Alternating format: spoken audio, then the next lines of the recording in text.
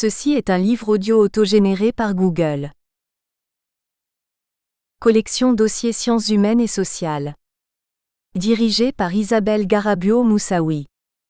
Cette collection souhaite donner la parole aux étudiants et jeunes chercheurs, en leur fournissant un espace et un accompagnement dans un projet de publication, individuel, série Première Recherche, ou collectif, série Séminaire RESEO, Consommation et Société et hors série.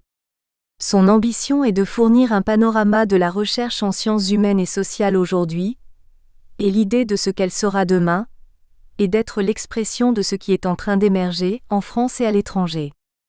Les publications des travaux d'enquête des étudiants et des jeunes chercheurs, à partir des résultats condensés de leur master, de leur thèse ou de leur recherche professionnelle, sont réunies autour d'un thème commun. La coordination peut se faire à l'initiative d'un enseignant, d'un étudiant ou d'un jeune chercheur. Chaque dossier regroupe une dizaine de communications, présentées par le ou les coordinateurs dans une introduction de synthèse. La collection Dossiers Sciences humaines et sociales a été créée par Dominique Desjeux et Sophie Taponnier, en 1990. Dernière parution. Filiastre Monsieur, Mogé Parat Monsieur, Méno HY, dire, Développement durable et sciences sociales. Traduction d'un concept polysémique du local à l'international, 2012. Barrès, qu'est-ce se dire, consommer et protéger l'environnement. Opposition ou convergence, 2011. Woodrow P.W., Dressler W., aux confins de la nation. Pour une sociologie de la frontière, 2011. Lelombé, Vérité c'est dire, Communication et sphère privée 2010 Dessajean S, Ossaren Ramos dire, Immigration et identité nationale. Une altérité revisitée, 2009. Gorgeon C, Laudier dire, Territoire et identité en mutation 2009. Présentation des auteurs. Olivier Badeau est spécialiste de prospective de la consommation, du commerce et de la distribution. D'une double formation d'économiste industriel et d'anthropologue, Olivier Badeau est professeur à ESCP Europe et à l'Université de Caen, IAENIMEC. À ESCP Europe, il anime les enseignements et recherches en commerce et distribution et en est l'actuel doyen à la recherche. Il dirige une équipe d'une quinzaine de chercheurs, dont des doctorants, travaillant sur le commerce et la distribution dans la perspective du courant Consumer Culture Theory. Il est également directeur scientifique de la revue Perspectives culturelles de la consommation. Laetitia Bellagamba est titulaire d'une licence de psychologie, d'un master de recherche en sociologie des sociétés contemporaines et d'un magistère de sciences sociales de l'Université Paris-Descartes. Elle travaille actuellement comme chargée de mission insertion à la FIGE, association qui aide les jeunes issus de l'enseignement supérieur dans leur insertion professionnelle. Pascal Benvenuti est doctorant en sociologie à l'Université Paris 3, et rattaché au laboratoire Serly sous la direction d'Alain Quemin. Il est spécialisé en sociologie de l'art et sociologie de la culture. Ses différents travaux s'attachent à comprendre le public improbable des formes d'art les plus légitimes, public peu fortuné, peu diplômé ou dont les méthodes de RE accent aigu appropriation se distinguent des codes habituels, afin d'apporter un regard original sur l'amateurisme de formes d'art qui, au regard des enquêtes sur les pratiques culturelles, semble inscrite dans une stabilité immuable. Fabrice Clochard est docteur en sociologie. Il est chef de projet études et recherches au Centre culinaire contemporain. Ses recherches portent sur les pratiques de consommation, le rapport aux objets et à l'alimentation. Il s'intéresse également au processus d'innovation par les usages. Dominique Desjeux est anthropologue. Il est professeur à la Sorbonne, Université Paris-Descartes, Presse Sorbonne Paris-Cité. Il travaille sur les innovations, la consommation et le développement durable en France et à l'international, notamment en Chine. Renaud Garcia Bardidia est maître de conférences en gestion à l'ISAMIAE Nancy. Ses recherches traitent des usages d'Internet en termes de déviance, téléchargement illégal, addiction, de consommation-production dans les mondes virtuels ou de co-création de valeur dans les réseaux sociaux numériques. Zoé Grange est titulaire d'un master de recherche en anthropologie spécialité dynamique des cultures et des sociétés. Elle a travaillé sur la gestion sociale et alternative des déchets au Brésil et en France. Actuellement doctorante en sociologie, Elle réalise une thèse sur les processus d'innovation dans l'habitat à partir d'une étude comparative internationale entre la Chine, le Brésil et la France. Kidora Moral Lamura est docteur en sociologie à l'Université de Lorraine et membre du laboratoire lorrain de sciences sociales.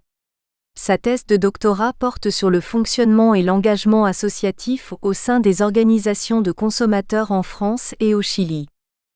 Jean-Philippe No est maître de conférences en gestion à l'U de Thionville. Ses recherches portent sur les usages d'Internet, téléchargement illégal, réseaux sociaux numériques, et la communication publicitaire, interaction entre le support et l'annonce. Sophie Nemo est docteur en sociologie, enseignant-chercheur à la chaire internationale Econovigne de l'Université de Versailles-Saint-Quentin en Yvelines.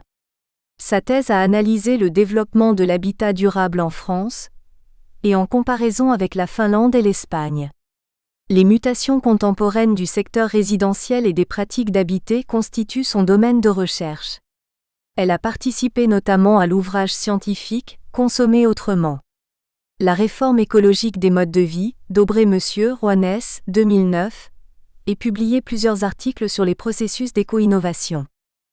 Jeanne Piédalu est doctorante en sociologie, diplômée du magistère de sciences sociales appliquées à l'interculturel dans les organisations, la consommation et l'environnement, Université Paris-Descartes, et de l'Institut d'études du développement économique et social, IEDES, Université Paris 1 Panthéon-Sorbonne. Son travail de thèse porte sur le phénomène d'internormativité appliqué aux joueurs d'argent en ligne. Ses travaux portent également sur les modes de consommation alternatifs et les objets de la consommation, comme analyseur des relations sociales contemporaines. Éric Rémy est professeur à l'Université de Rouen, IAE. Ses travaux s'inscrivent dans le cadre de la Consumer Culture Theory, visant à mobiliser les approches socio-anthropologiques pour comprendre la société de consommation contemporaine. Ses principaux thèmes de recherche sont la thématisation de la distribution, le régionalisme et l'ethnicité, les sous-cultures de consommation ou encore la consommation des classes populaires. Jean-Baptiste Welté est docteur en sciences de gestion de l'Université Panthéon-Assas. Maître de conférences à l'Université d'Orléans, il travaille sur les problématiques liées à la sémiotique du point de vente, au récit dans le marketing, particulièrement dans les milieux du sport et du luxe. Il mène actuellement un projet de recherche visant, grâce à l'ethnographie, à identifier des signaux faibles de consommation dans les activités de magasinage. PREAMBUZLE. Solde, vente privée, achat d'occasion, enchères en ligne, discount et services low cost, dispositifs de déstockage, de troc, de partage, de location, usage plus ou moins intensif de cartes de fidélité et de coupons de réduction, pratiques de renoncement, de détournement d'objets, récupération, glanage sur les marchés, autoproduction, fabrication maison, téléchargement, économie d'énergie.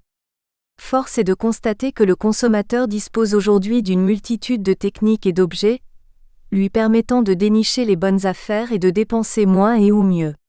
C'est à l'analyse de la figure de ce consommateur malin que les auteurs de cet ouvrage collectif se sont attelés. Le projet privilégie les recherches empiriques.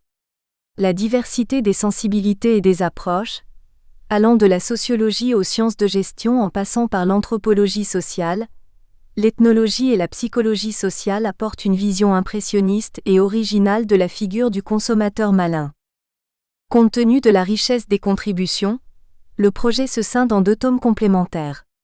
Le premier tome se structure autour de l'opposition entre le cadrage du client opéré par les acteurs de l'offre et les marges de manœuvre du consommateur. Le second tome recentrera quant à lui le questionnement autour des stratégies malignes. Une partie des réflexions des 2 tomes se centre sur le point de vue du consommateur, usager, citoyen. Une lecture transversale des contributions donne ainsi à voir un répertoire de pratiques malignes et permet de mieux caractériser les stratégies mises en œuvre par les consommateurs à la recherche de bonnes affaires ou d'économie. Qui sont ces consommateurs malins? Comment procèdent-ils? Quelles techniques mettent-ils en œuvre? Quels sont les enjeux et les contraintes associées à ces pratiques? Quel sens les consommateurs donnent-ils à leurs actions? Différents univers de consommation sont questionnés. Alimentation, logement, mobilité, loisirs. Certains auteurs s'intéressent de leur côté à la conception des dispositifs permettant aux consommateurs de faire de bonnes affaires ou de réaliser des économies. Comment caractériser ces dispositifs? Comment sont-ils pensés? Qui en sont les concepteurs? À quels enjeux ces derniers sont-ils confrontés? Quels discours tiennent-ils? Différents acteurs sont ici représentés, distributeurs, experts, groupes de pression. La multiplication des regards permet d'initier en parallèle un questionnement sur les transactions en jeu entre les différents acteurs mentionnés plus haut, dont les consommateurs. La lecture croisée des contributions invite à réfléchir sur les stratégies d'acteurs, les formes de coopération et les opérations d'ajustement mises en œuvre dans ce système d'action. Comment ces stratégies, parfois contradictoires, contribuent-elles à la définition de la figure du consommateur? Peut-on parler de consommateur malin? Fabrice Clochard et Dominique Desjeux. Introduction. Dominique Desjeux et Fabrice Clochard. Cadrage et marge de manœuvre. Du marketing tout-puissant au marketing spécifique, du consommateur formaté au consommateur tacticien. Derrière la question du consommateur malin, c'est-à-dire en première approximation, un acteur capable de jugement et de choix plus ou moins libres, se profile en fait une autre question, celle de l'emprise du marché sur les comportements d'achat des individus. Plus spécifiquement, les critiques fréquentes autour de la figure du consommateur aliéné nous amènent à questionner la place et le poids institutionnel du marketing dans les sociétés de consommation depuis les années 1920 aux États-Unis, 1950 en Europe, puis les années 1980 dans les BRICS, Brésil, Russie, Inde, Chine. Que peut vouloir dire être malin pour un consommateur qui doit faire face à une institution aussi importante dans les entreprises que la direction marketing? Se pose la double question de la force du formatage, déjà avancée par Franck Cauchois, 2002, et de l'efficience ou non des lois du marché, puis celle du poids des apparences, pour détourner un titre de Jean-François Amadieu, 2002, dans l'explication des décisions humaines en général et des décisions d'achat en particulier. Sans conteste, le marketing en tant que pensée théorique et discipline a su s'imposer sur les marchés. En France, il émerge véritablement dans les années 1970.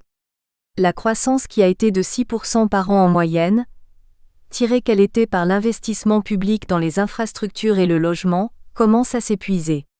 C'est d'ailleurs ce à quoi nous assistons aujourd'hui en Chine après 30 ans de croissance, suite à une pointe de 14% de croissance du PIB en 2007 pour tomber à 9% en 2012.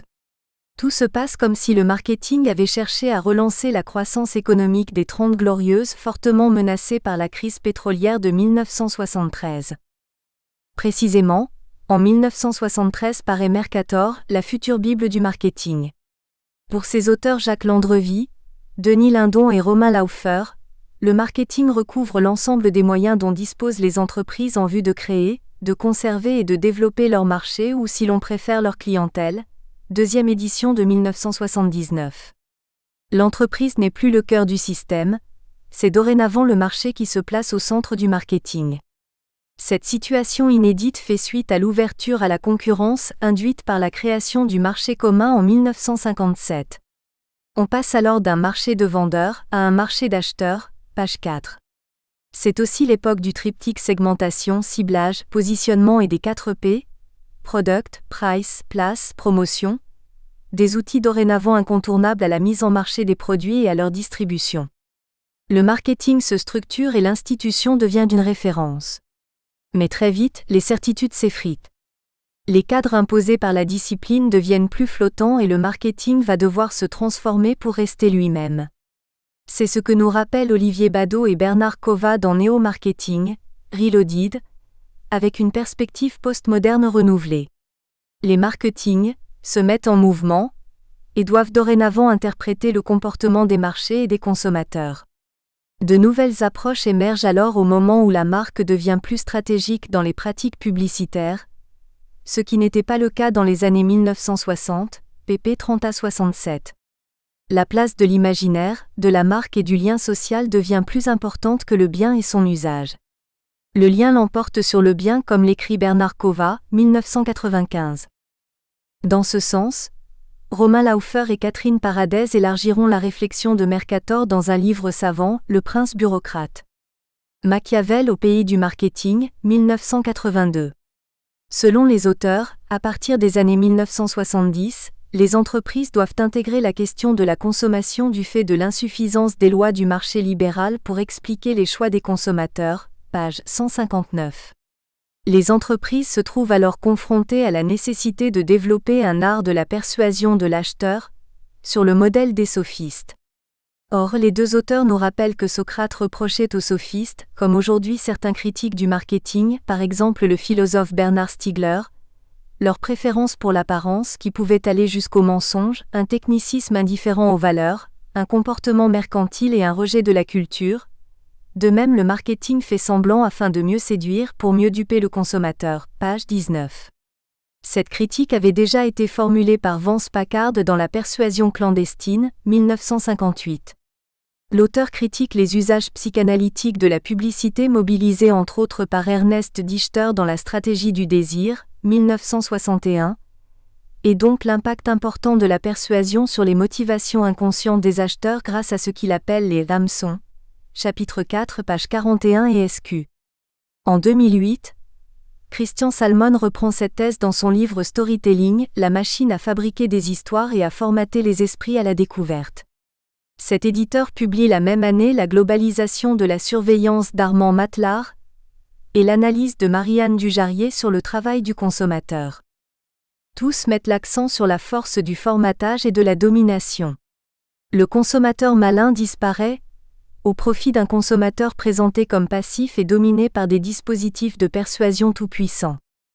À l'opposé de la thèse de Vance Packard, Jean-Noël Capferrer va montrer dans Les chemins de la persuasion, 1978, la faible efficacité de la persuasion de masse quand les sujets individuels sont très impliqués, comme pour la ceinture de sécurité ou le port du casque pour les motards, pour faire référence à deux campagnes de communication de cette époque. À l'inverse, l'effet de la persuasion paraît plus fort quand ils sont peu impliqués comme pour des produits de grande consommation. Pour Jean-Noël Capferrer, comme chez Kurt Lewin, 1947, le petit groupe semble jouer un rôle de persuasion important dans le processus de décision. D'un point de vue psychologique et cognitif, le consommateur malin n'est pas passif face aux dispositifs de persuasion, mais actif. Il traite de l'information et du sens. Le marketing classique va également devoir intégrer le caractère irrationnel des marchés et des consommateurs. En 1979, l'anthropologue Mary Douglas et l'économiste Baron Isherwood publient The World of Goods qui critique déjà une approche purement rationaliste du consommateur au profit d'une prise en compte du sens dans les processus de décision d'achat. Le marketing va de fait avoir de plus en plus pour fonction d'organiser la part de sens, la part d'imaginaire, la part d'enchantement qui participe au choix des acheteurs. Dans les années 1980-1990, les années ne sont là qu'à titre indicatif pour suggérer que les idées sont les produits d'une époque et d'une situation économique et sociale. Le marketing devient alors un dispositif fortement producteur de croyances et de réenchantement. L'identité de la marque tend à devenir un problème central. Vu sous l'angle anthropologique, le marketing devient un dispositif producteur de sens magico-religieux proche de la sorcellerie en Afrique. Ce sens est immanent et païen, considéré du point de vue du christianisme. L'histoire de Julien dit l'Apostat au IVe siècle en est un exemple significatif, comme le montre Lucien Gerfagnon, 2010. L'essai de retour au paganisme de l'empereur Julien, suite à la christianisation de l'Empire romain par Constantin, symbolise une étape de la lutte permanente pour le contrôle du monopole du sens que se livre depuis plus de 30 siècles, si on remonte à la Torah et à l'Ancien Testament, les religions du livre qui se réclament d'un Dieu transcendant et les religions animistes qui se vivent comme immanentes au monde matériel et à la nature. Le marketing représente une forme moderne de l'animisme. Ce dernier représente un mécanisme anthropologique ancien de rapport au monde et de gestion des énergies qui nous gouvernent. C'est la bataille de l'immanence marketing contre la transcendance divine. À la même époque, Marc Auger rappelle dans son livre Génie du paganisme, 1982, que l'immanence païenne induit une vision ambivalente et collective de la vie en société, à l'inverse du marketing plutôt individualiste. Par contre, les figures du marketeur, du publicitaire et du designer peuvent être vues comme les formes modernes de figures païennes telles le ganga ou sorcier au Congo ou tel un chaman, le médiateur entre les hommes et les énergies qui les environnent, celui qui enchante et qui donne le sens. Le marketing va donc s'appuyer sur ce vieux mécanisme humain de transmutation magique du produit en marque. Il va anthropomorphiser la marque qui devient une personne qui fait des promesses et à qui il faut être fidèle. À travers cette promesse, qui s'exprime principalement dans l'imaginaire publicitaire, la marque donne une énergie au produit, une âme, un animus qui agit sur le consommateur qu'il soit malin ou non. Là réside une part de l'énigme à résoudre. Le marketing va tenter en partie de changer la substance d'un produit ordinaire en une personne extraordinaire. C'est la transsubstantiation publicitaire, l'enchantement magico-religieux qui, au passage, sera combattu par les églises chrétiennes aux USA au moment d'Halloween, et en France tous les ans au moment de Noël avec le Père Noël. Dernier point, le marché ne fonctionne pas tout seul. Le consommateur doit être équipé, comme le dirait Franck Cauchois en pensant au malheur de l'Indéciane de Buridan, 2002. Le marché fonctionne de fait comme un système d'action avec des acteurs et donc avec des rugosités, ou des viscosités, ce que montrent François Dupuis et Jean-Claude Tenig dans La loi du marché. L'électroménager en France, aux États-Unis et au Japon, 1986, pp 229 à 258. Le modèle fluide du marché libéral semble avoir du mal à rendre compte du comportement des consommateurs. Le marketing doit intégrer une multiplicité de contre-pouvoirs, plus ou moins institués sur le marché. À l'intérieur des entreprises, il doit faire face aux remises en cause de plus en plus fréquentes de la R&D et des départements chargés de l'innovation. À l'extérieur, il doit adapter ses pratiques aux exigences des distributeurs et aux contraintes des fournisseurs. À cela s'ajoutent, depuis les années 2000 et encore plus depuis la crise de 2008, les groupes de pression de plus en plus visibles, voire les consommateurs internautes qui échangent leurs avis sur les réseaux sociaux. Le marketing n'est donc pas tout puissant. Ces détours, loin d'être exhaustifs, soulignent combien les acteurs de l'offre, ici le marketing, doivent continuellement se transformer pour s'adapter à la contingence du marché et l'apparente irrationalité du consommateur. À un marketing traditionnel, celui de la génération Kotler, succède une multitude de dérivés hyper spécialisés, de marketing spécifique aux stratégies Vulpine, Bado, Cova 2009. Mais cette complexification des pratiques professionnelles et académiques du marketing souligne en même temps combien le consommateur est un acteur difficile à cadrer. La force du formatage paraît donc bien discutable. Il existe bien un consommateur malin, qui se joue, avec plus ou moins de marge de manœuvre, des cadres que lui impose le marché. Michel de Certeau et son consommateur tacticien et braconneur sont plus que jamais d'actualité. Un effet de découpage de la réalité. On peut ensuite avancer un deuxième constat qui sera illustré par les différentes enquêtes de ce livre. À chaque fois qu'un chercheur part de l'observation de l'émetteur de l'offre vers le récepteur, il a tendance à surévaluer l'effet de formatage, de cadrage ou d'imposition sur un consommateur considéré plutôt comme passif. Mais à chaque fois qu'il part de la réception, il a tendance à surévaluer la liberté de choix, la résistance ou les marges de manœuvre sous contrainte d'un consommateur plutôt considéré comme actif. Le débat semble donc renvoyer pour une part à un effet d'observation et de découpage. Franck Cauchois arrive à la même conclusion quand il écrit, dans La captation des publics, que la pluralité des sociologies renvoie à un simple effet de terrain, 2004 page 28. De manière pragmatique, si l'on déconstruit l'itinéraire d'achat en adoptant le point de vue du consommateur, les marges de manœuvre sont bien visibles. Le processus de décision peut partir de plusieurs lieux, du logement, du lieu de travail ou d'un parcours de mobilité. Les événements déclencheurs de la consommation s'appuient d'ailleurs sur des lieux de plus en plus diversifiés, avec l'arrivée des nouvelles technologies comme les smartphones. Le consommateur malin peut aller dans un lieu d'acquisition gratuit, comme la voie publique pour la récupération des encombrants décrite par Laetitia Bellagamba, un marché de rue comme pour le glanage urbain analysé par Jeanne Piédalu, ou un marché aux puces comme avec les bifins suivis par Zoé Grange. Ce lieu peut être réel ou virtuel. Dans le cas du téléchargement décrit par Renaud Garcia Bardidia, Jean-Philippe No et Éric Rémy, c'est un lieu virtuel. Avec le supermarché Babou présenté par Éric Rémy, c'est un lieu réel qui va permettre une mise en scène spécifique du consommateur malin petit bourgeois. La pratique sur le lieu d'acquisition peut par ailleurs être individuelle, ou donner lieu à une organisation collective comme dans le cas des achats malins de billets d'opéra observés par Pascal Benvenuti. À chaque fois, le consommateur apparaît comme un stratège qui sait jouer avec le cadre imposé par l'offre.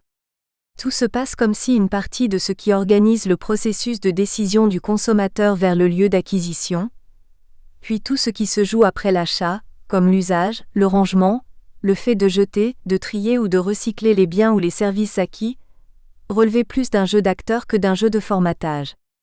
Ce constat est particulièrement net au sein de la famille.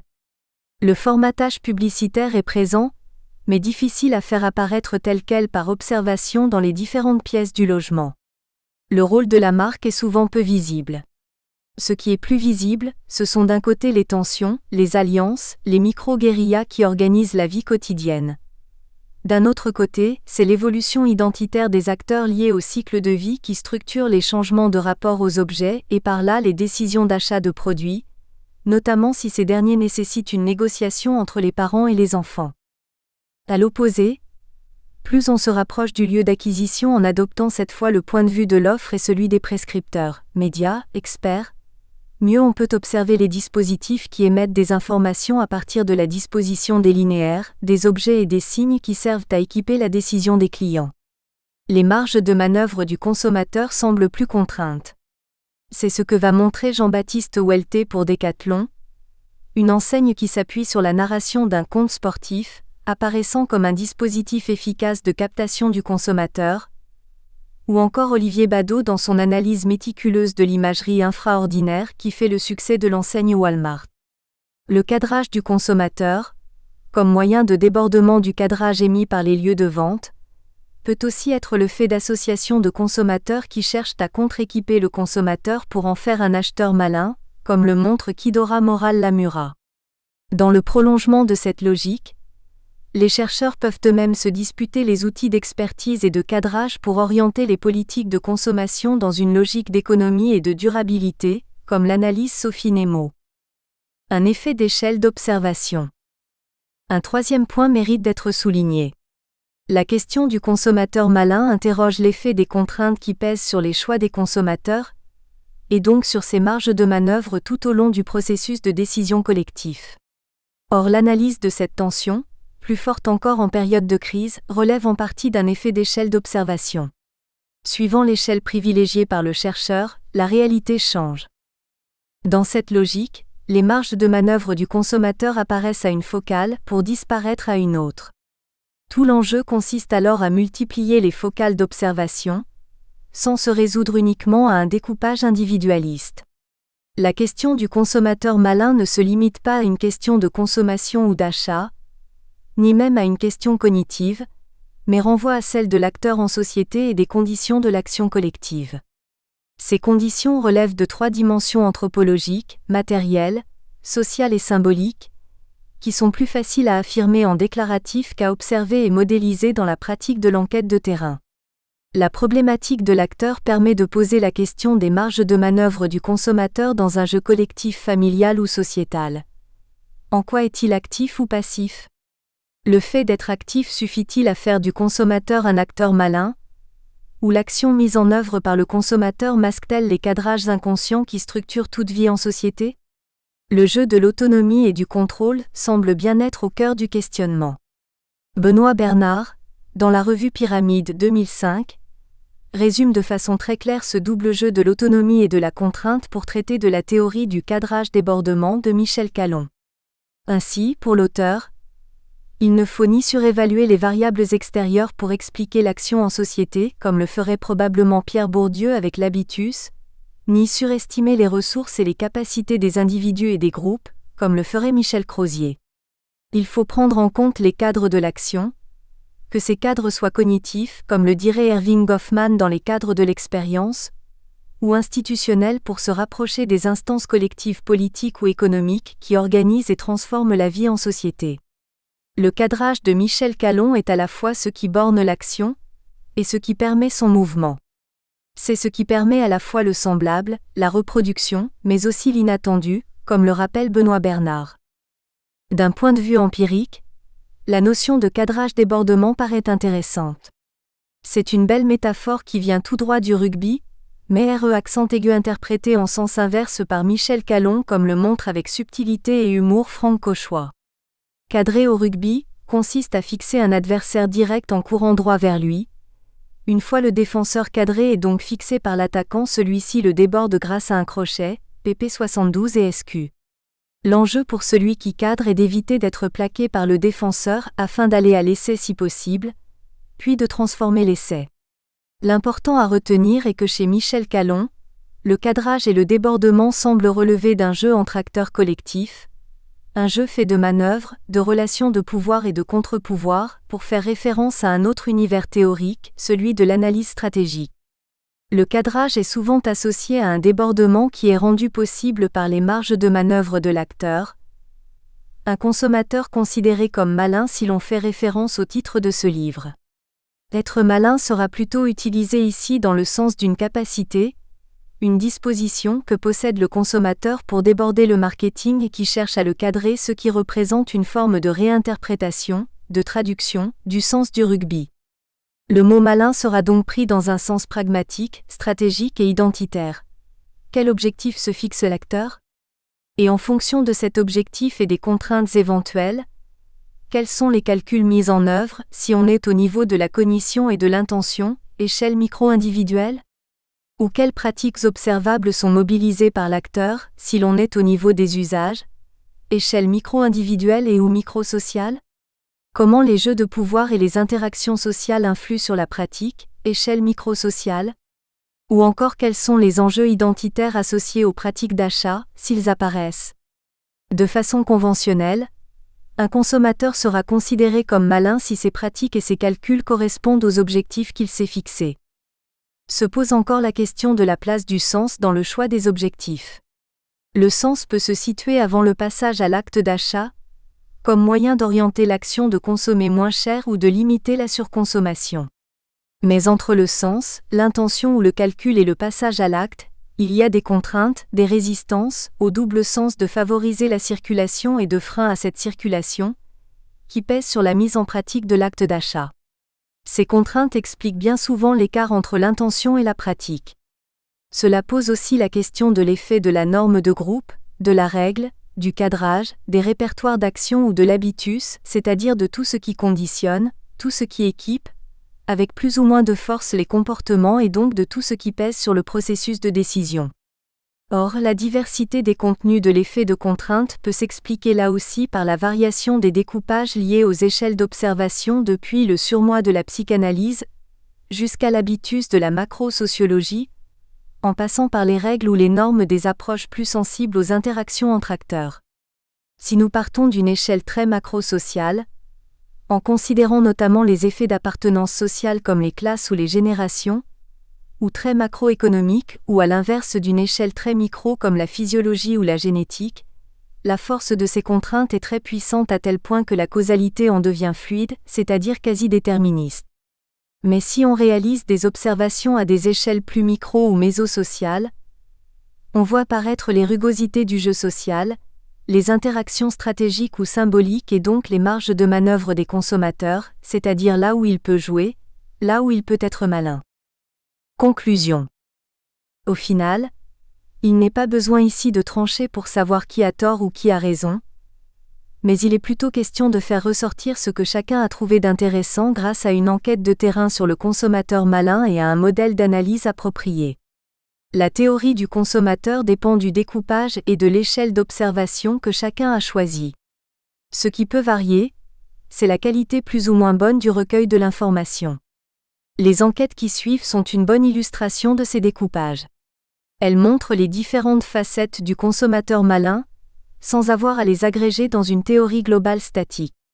Elles équipent le lecteur tout en lui laissant une marge de manœuvre pour réinterpréter de façon cumulative des résultats issus des sciences de gestion, de la sociologie, de l'anthropologie, de l'histoire, de l'économie et du marketing.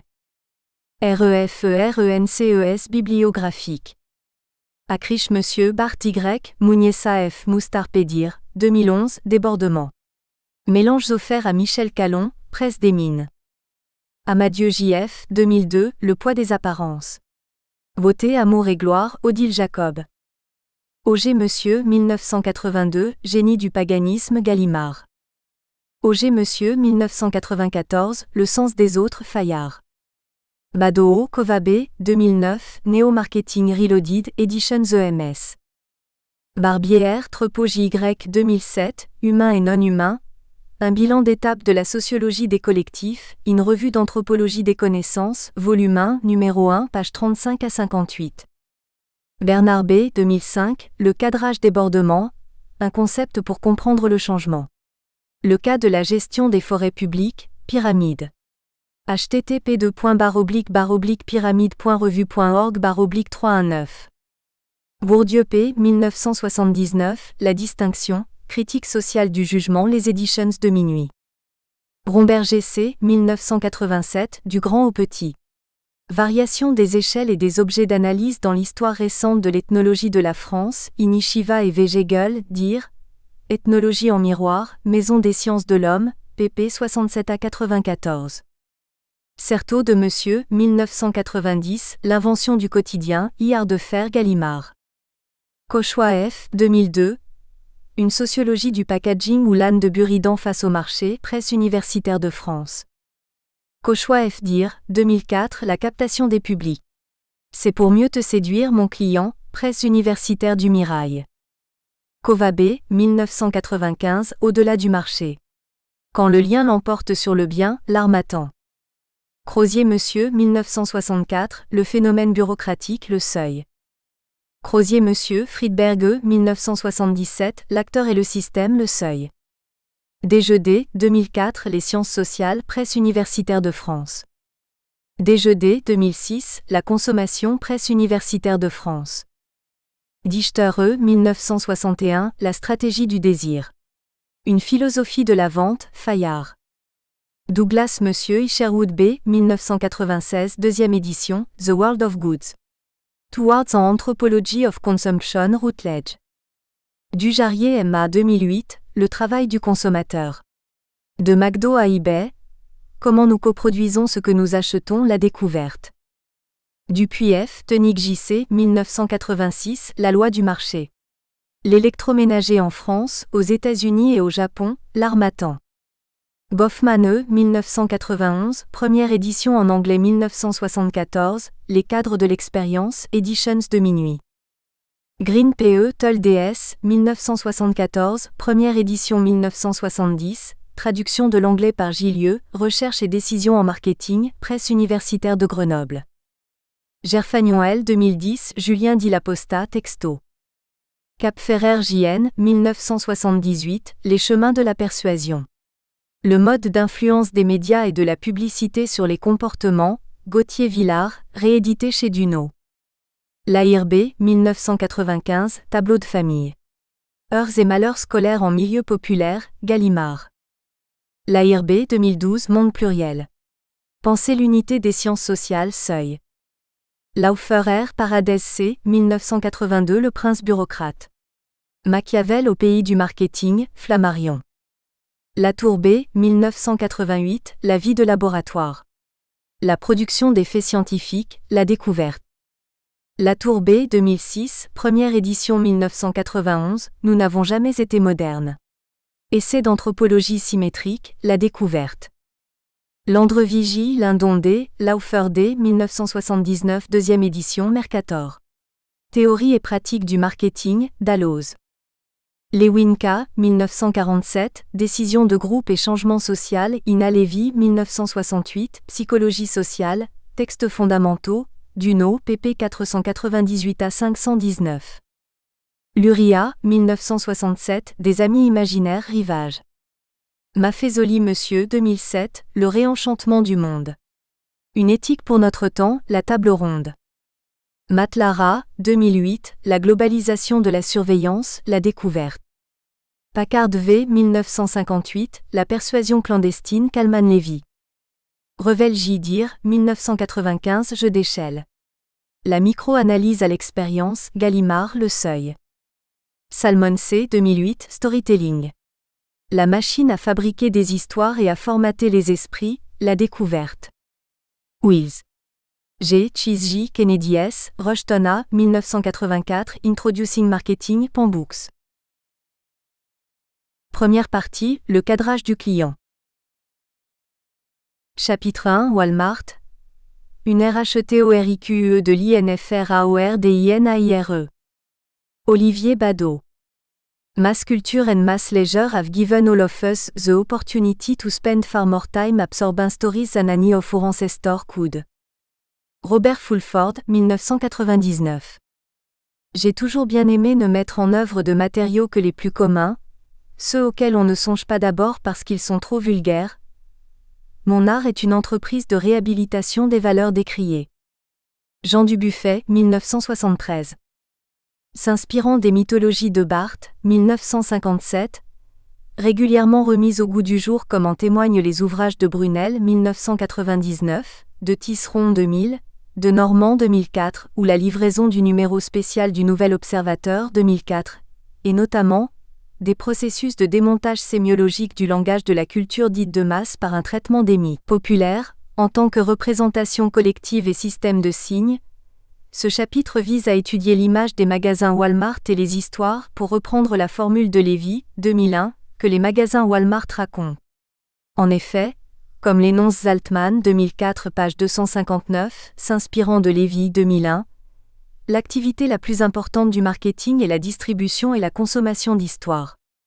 Cette activité est si généralisée et si diffuse qu'elle échappe à notre attention, ou est au contraire si prédominante et ostensible qu'elle imprègne toute notre expérience de consommateur. Les histoires s'achètent et se vendent, elles font partie de la monnaie d'échange et sont les véhicules de tous les biens et services. Dans ce cadre, cette étude de cas vise, au-delà des seules observations et analyses au niveau micro, le décodage de l'imagerie, à comprendre si les récits produits par Walmart font écho à quelques grands récits fondateurs, des mythes, de la société américaine, de la société de consommation, de la culture populaire. Des bribes de validation encourageraient un questionnement plus avancé. Au-delà des capacités managériales, organisation, achat, système d'information, logistique, etc., de l'entreprise, le succès de Walmart serait-il également explicable par sa contribution à la reproduction, voire à la constitution d'une culture? En d'autres termes, et pour reprendre ceux de Barthes, 1966 et 1985, page 168, l'objectif est donc de se demander si la cause du succès de Walmart n'est due qu'à une narration particulière comme simple radotage d'événements, auquel cas on ne peut en parler qu'en s'en remettant à l'art, au talent ou au génie du conteur. Ici Sam Walton, le fondateur, ou si elle possède une structure narrative commune à d'autres récits comme combinaison d''. Un système implicite d'unités et de règles, si oui, lesquelles? Si cette sous-question de recherche s'inscrit assez logiquement dans le cadre plus général d'une recherche doctorale, visant à esquisser les fonctions socio-anthropologiques du commerce et de la distribution à partir de 3 études de cas, et en l'espèce d'interroger l'existence de fonctions narratives, voire mythologiques, elle semble originale relativement à l'enseigne étudiée, Walmart. En effet, Walmart, première entreprise mondiale tous secteurs confondus avec 1,4 million d'employés, un chiffre d'affaires en 2004 d'environ 285 milliards de $, 2% du PIB des USA et une progression régulière tant du CA que des bénéfices, environ 1 milliard de $, par an, et donc premier distributeur mondial, l'OR 2005, voit son succès principalement expliqué par l'efficience de son management et plus généralement de son back-office, gestion de la chaîne logistique, achats optimisés, système d'information, data mining, etc. Bloom et Perry 2001, Hay 2003, Ed 2004, Liechtenstein 2005, et quasiment jamais par d'autres facteurs comme son concept commercial ou sa place dans la mythologie contemporaine. Cette orientation explicative dominante rassemble la presse professionnelle comme la littérature scientifique. Par exemple, pour Point de vente 1999 page 9, s'il faut avoir peur de Walmart, c'est 1. Pour sa puissance financière, 2. Pour sa capacité d'investissement, 3. Pour sa puissance informatique, 4. Pour son efficacité logistique, 5. Pour sa connaissance des consommateurs, notamment à travers ses bases de données, mais rien concernant son imagerie. Beloradsky, 1999 page 110, ose même avancer que le fondateur de Walmart n'a inventé ni le self-service, ni le discount. Nous espérons que vous avez apprécié cet aperçu. Pour continuer à écouter ce livre audio sur Google Play Livres, utilisez le lien dans la description de la vidéo.